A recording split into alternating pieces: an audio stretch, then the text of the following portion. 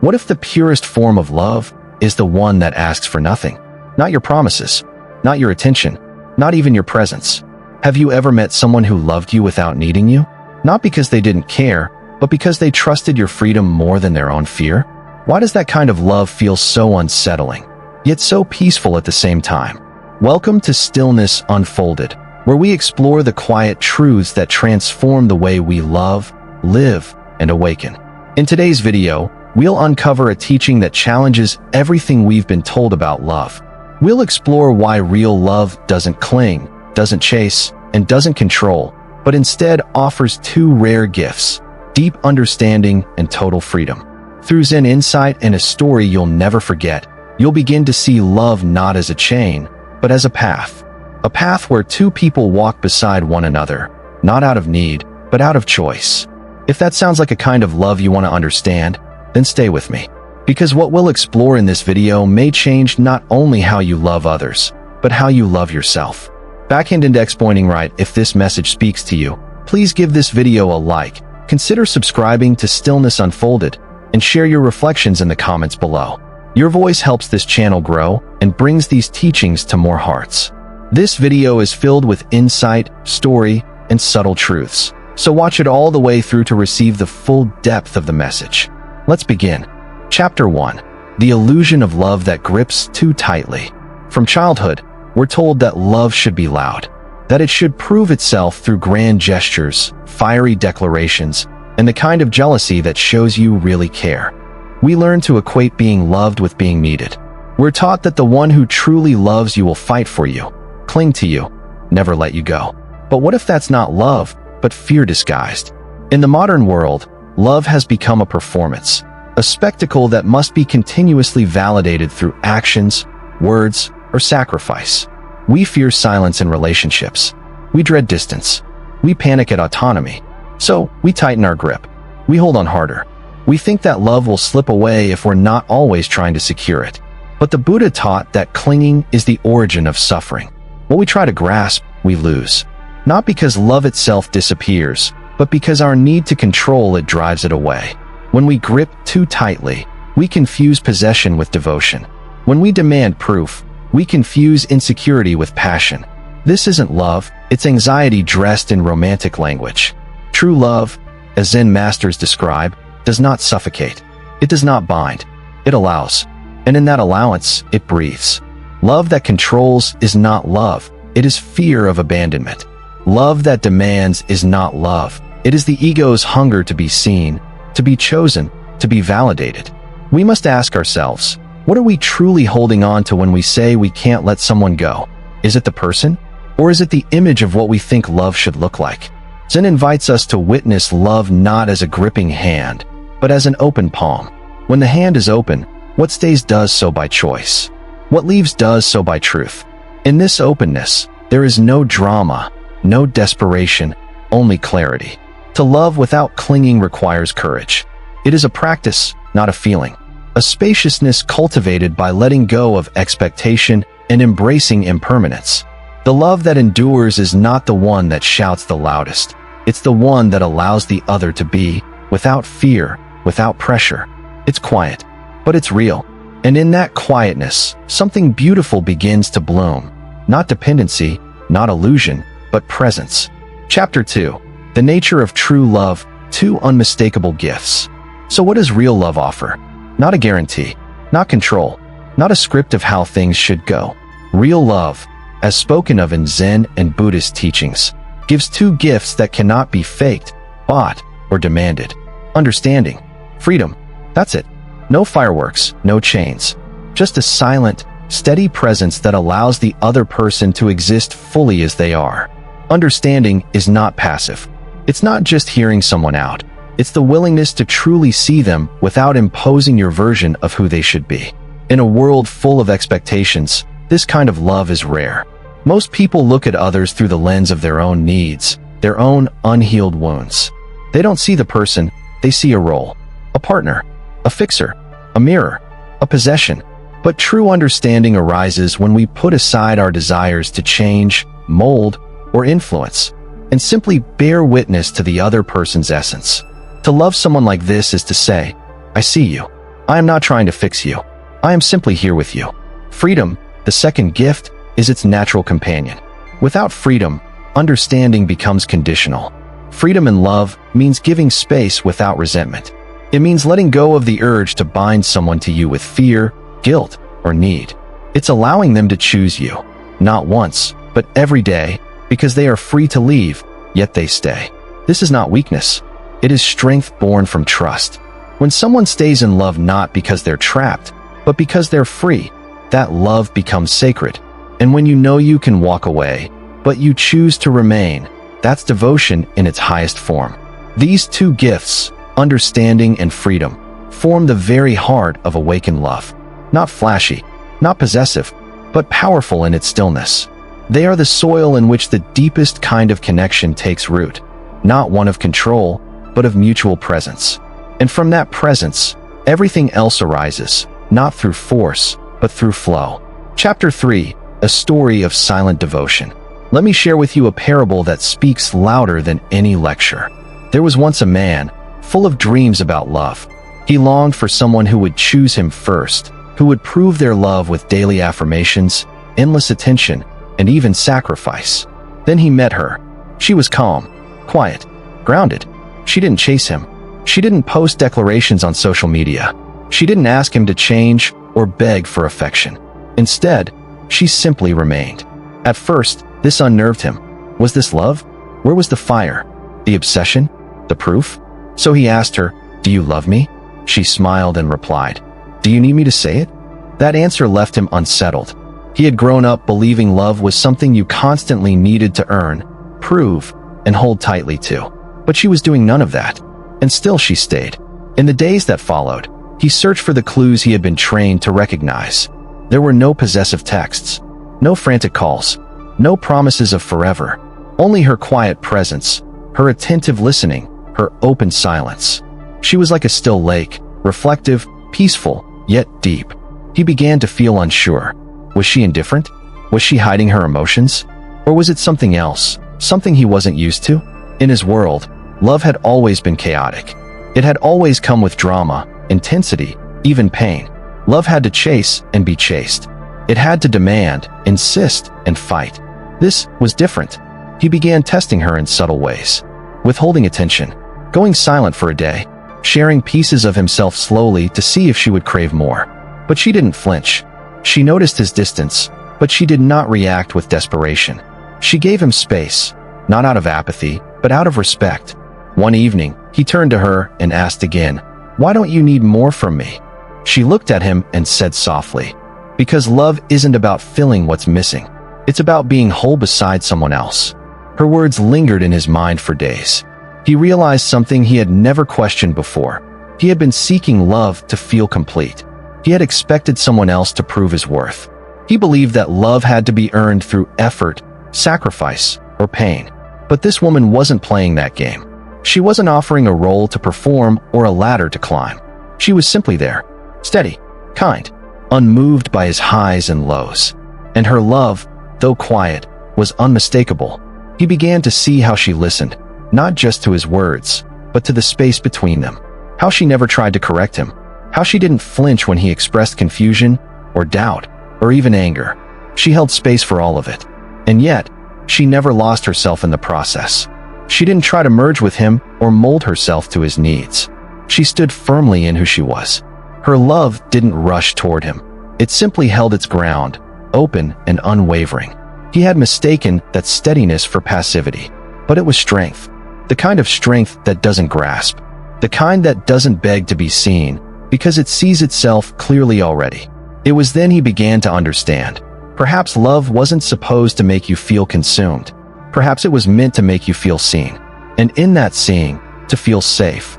Not because you were someone's everything, but because you were still loved even when you were nothing more than yourself. This woman was not indifferent. She was deeply present. She wasn't asking to be needed. She was simply choosing to be there. And in that silent devotion, she taught him the deepest truth of all. That love, in its highest form, doesn't shout. It doesn't chase. It doesn't demand. It simply stays, and in staying, it sets you free. Chapter 4, The Struggle to Accept Peaceful Love. As time passed, he grew anxious. She didn't demand anything. She didn't try to change him. She let him be himself. Yet this freedom made him restless. Wasn't love supposed to be consuming? He asked, "Why don't you ever ask me to be different?" She replied gently, "Because real love doesn't control. It invites." Still, he struggled. He wanted her to fight for him, to cling to him, to prove she couldn't live without him. But instead of playing that game, she simply witnessed him, with a kind of stillness he didn't know what to do with. Eventually, in his confusion, he decided to test her. He pulled away, withdrew, stopped reaching out, waiting for her to panic. But she didn't. She noticed, yes, but she didn't react with desperation. She let him walk, trusting that if the love was real, it would return. Not because it was forced, but because it was free. And that unsettled him more than anything. He wasn't used to being met with calm when he created chaos. In the past, distance always triggered a chase. Silence was always answered with urgency. Emotional withdrawal led to pleading, bargaining, or drama. But this time, there was none of that. Instead, there was presence, unmoved, undisturbed, yet not uncaring. He found himself circling in his own mind. Was she too proud to chase him? Was she hiding something? Or was it possible that she loved differently? So differently that his old tactics no longer applied? He didn't yet understand that what he mistook for apathy was actually trust. He couldn't see that her willingness to let him go was not a lack of love, but a depth of love that honored his autonomy more than her own fear of loss. In truth, she loved him not as a possession, but as a person. Not as someone to be tamed, but someone to be witnessed. But for someone raised to see love as sacrifice and drama, this kind of love felt foreign, almost threatening. It didn't feed his ego. It didn't reassure his insecurity. It didn't play into the narrative that to be loved is to be needed. It simply asked him to be. And being, for the first time, felt unbearably naked. The silence between them was not cold. It was spacious, but he wasn't ready for that kind of space. It required him to face parts of himself he had always avoided. The part that didn't feel worthy unless someone was chasing him. The part that equated stillness with abandonment. In her stillness, he encountered a mirror. Not the kind that flatters or distorts, but the kind that reflects without judgment. And what he saw unsettled him, not because of her, but because of what it revealed about himself. He realized he wasn't sure how to exist in a relationship where he wasn't being pulled or pushed, where there were no games to play, no buttons to press, no roles to perform. She had created a space so free of pressure, so absent of manipulation, that he had nothing to react to, only himself to sit with. And in that emptiness, he encountered something unfamiliar, the possibility that love didn't have to be won. It could simply be received. But receiving love without earning it felt terrifying. Because if someone gives you their love without needing anything in return, what do you offer? Who are you when you're not performing for affection? He didn't have an answer yet, but he was beginning to understand the question. And sometimes, that's where awakening begins, not in clarity, but in discomfort. Chapter 5. Love Without Chains, the Moment of Clarity. One day, unable to hold in his frustration, he asked her, "Why didn't you chase me?" Her answer was simple. "Because if I chase you, it means I don't trust your freedom.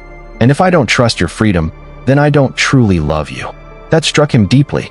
He realized that all his life, he had equated love with captivity. With someone needing him so much, they would abandon themselves. But this woman, she loved him in a way that didn't demand anything. She saw him, accepted him, and gave him the space to walk away if he chose. In doing so, she gave him a kind of love he had never received. And that terrified him, because if love could be given so freely, what anchored it? If she didn't need him, how could he ever be sure she would stay? But in that fear, something deeper stirred, a quiet knowing that maybe, just maybe, this was the kind of love he had always longed for but never recognized. He sat with her words for days. He reflected on how many times in his past he had mistaken jealousy for loyalty, how many times he had thought someone's possessiveness was a sign of devotion. How often he had demanded reassurance, because deep down, he had never learned to feel safe in love that wasn't constantly performing for his approval. This woman wasn't performing. She wasn't proving. She was simply loving, and allowing him to decide whether or not he wanted to be loved in that way. And in that moment, he saw it clearly. Love that tries to keep you is afraid of losing you. Love that sets you free is already whole.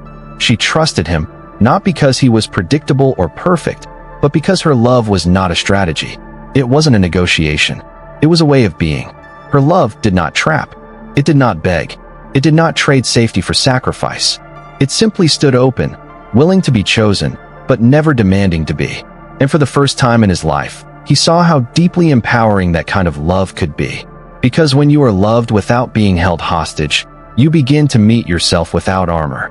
You begin to realize that true intimacy comes not from being needed, but from being truly known and still welcomed.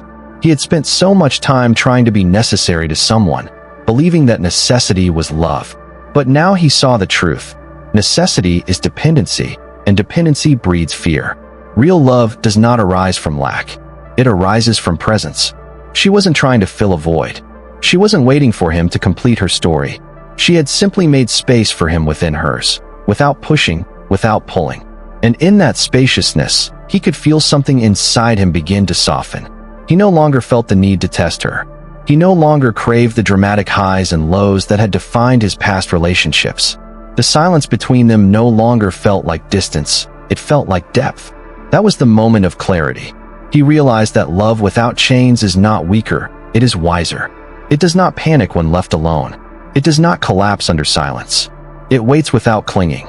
It listens without interrupting. It stands, quietly, in its own truth. And in that stillness, he began to understand. She had never stopped loving him. She had only refused to imprison him. Chapter 6. The Power of Understanding. Let's look more deeply at this first gift, understanding. To understand someone is not just to hear their words. It is to see beyond the mask, to sense their fears, their wounds, their hopes, and to accept them as they are. In Buddhist psychology, understanding is an act of compassion. It is the capacity to witness someone's suffering without judgment, to sit beside their pain and not try to fix it unless they ask you to. Understanding doesn't say, "You should be like this." It says, "I see you. I accept you." This is a rare love. Because most of us, when we love, we project. We expect. We want people to fit our narrative. We try to heal them so they can be easier to love. Or we try to change them so they can match the version of them we carry in our minds. But in true understanding, there is no agenda, only presence. To be understood means to be seen in your rawest form and not be corrected. It is to be allowed to fall apart and still be held, not fixed, not improved, just held. This is the foundation of love that is rooted in mindfulness. The Buddha once said, "To understand everything is to forgive everything." Because when you see a person clearly, you no longer need to blame them. You see their pain, their past, their struggle, and compassion arises naturally. Understanding doesn't rush. It doesn't pressure. It waits patiently until the heart is ready to open, and then it listens with full attention. In the story, the woman did not try to interrupt his journey. She did not rush his learning or correct his reactions. She simply remained beside him with eyes that said, "You don't need to be different to be loved here." That kind of love, quiet, undemanding, clear, is transformative. It does not push growth, but it creates the safety in which growth becomes possible. In a world full of noise, to be truly understood is a sanctuary. And once we experience it, we no longer seek loud love. We seek real love, the kind that listens with the heart, not just the ears. Chapter 7. Freedom, the ultimate expression of love. Now to the second gift, freedom. In relationships, freedom is often feared. People worry that if they give their partner too much space, they'll lose them. But Zen teaches us that anything that cannot survive freedom was never love to begin with. Freedom in love means allowing the other person to choose you again and again, freely, not from guilt or pressure. It means trusting that if someone walks with you, it's not because they're forced to, but because they want to. Freedom makes love stronger. Because when you are not clinging, you are not suffocating. And when you're not suffocating, there's room for both of you to breathe and grow. Many confuse control with care. They believe that watching closely, setting boundaries around someone else's actions, or demanding emotional proofs are ways of protecting love. But protection rooted in fear becomes a prison. True freedom in love is not passive. It is deeply intentional. It says, "I trust you enough to let you be you, even when I feel afraid." It says, "I will not hold you hostage to my insecurities." It says, "I choose to walk with you, but I do not need to chain you to me. The Buddha once taught, you yourself must walk the path. Even in the deepest of spiritual bonds, no one can walk for another. They can only walk beside. Love is the same. You cannot force someone to stay, to feel, or to give. The moment you try to trap love, it becomes something else: duty, obligation, compliance. But never devotion. Freedom, on the other hand, allows love to remain alive. It says, you are free to go, and if you stay, I know it's real. And in this freedom, something profound happens.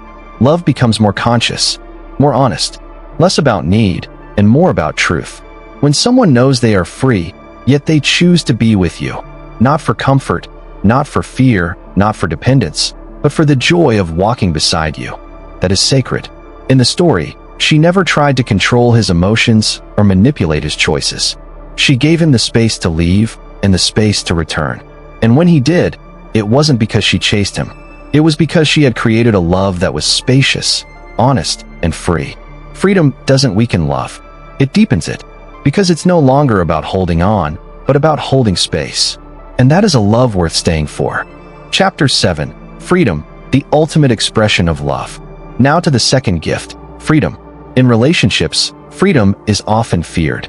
People worry that if they give their partner too much space, they'll lose them. But Zen teaches us that anything that cannot survive freedom was never love to begin with. Freedom in love means allowing the other person to choose you again and again, freely, not from guilt or pressure. It means trusting that if someone walks with you, it's not because they're forced to, but because they want to. Freedom makes love stronger, because when you are not clinging, you are not suffocating. And when you're not suffocating, there's room for both of you to breathe and grow.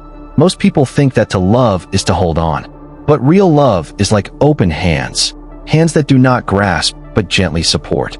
In the stillness of that support, the other person finds safety, not captivity. The Buddha taught that attachment is the root of suffering. And nowhere is this more evident than in how we confuse control with care. We want our partner to prove their loyalty, to reassure us, to stay close, even when what they truly need is space. But true love trusts, not blindly, but mindfully. It recognizes that love cannot be sustained through control, nor deepened through fear. It sees that forcing someone to stay kills the very aliveness that love needs to thrive. To give someone freedom in love is to say, I see your autonomy, and I honor it. I will not bind you to me. I will walk beside you, not in front of you, not behind you, but beside you. And if you stay, I'll know you are truly here. This is not passive love. This is courageous love, the kind that lets go of certainty and replaces it with trust. Because in that trust, love becomes not a prison, but a path. A shared journey where both souls are free and still choose each other. Chapter 8. The Zen view on love without attachment. Zen Buddhism offers a radical insight. Love is not attachment. Attachment says, you belong to me. Love says, you are free, and I still choose you. Buddha taught that clinging causes suffering. When we hold on to someone with fear, jealousy, or insecurity, we don't love them. We fear losing them. But when we release the need to possess, we find a deeper kind of connection, one based on shared presence, not control. Just like we cannot force a flower to bloom, we cannot force someone to love us. Love must be voluntary. It must be alive. Attachment is rooted in illusion. The illusion that permanence can be guaranteed, that love is something to capture and preserve. But in the eyes of Zen, everything is impermanent. Everything is in motion. So, love becomes an act of presence, not a contract, not a cage, but a moment-to-moment invitation. To love without attachment is not to love less. It is to love more purely. It is to say, I will not reduce you to my need. I will not measure your worth by your compliance.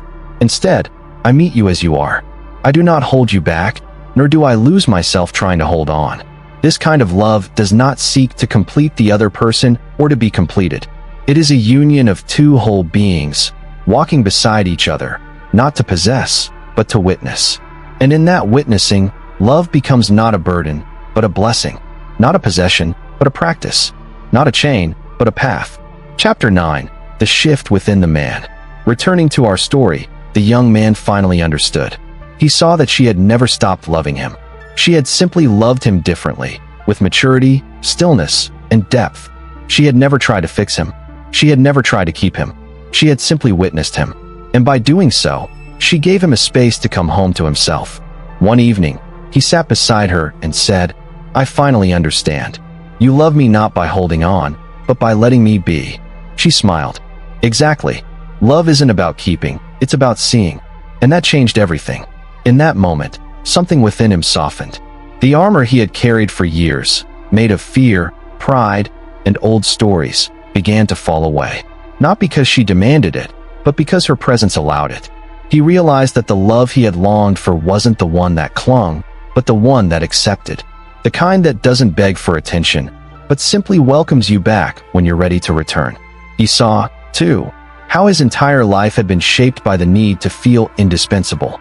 But now he saw the deeper beauty in being unnecessary and still deeply wanted.